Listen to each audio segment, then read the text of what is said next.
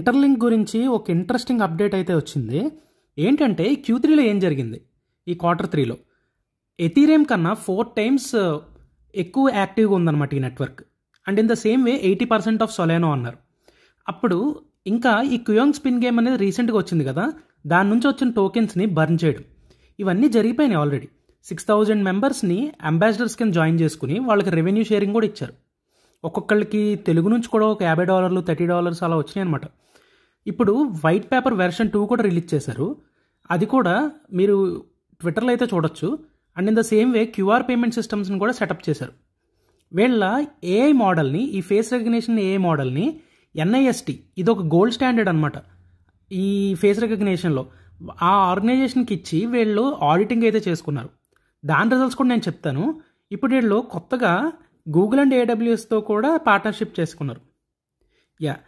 ఇవైతే interesting updates ఉన్నాయి. Q3లో already జరిగిపోయినాయి. నేను మీకు Q4 అప్డేట్స్ కూడా ఇస్తాను. Please subscribe to my channel.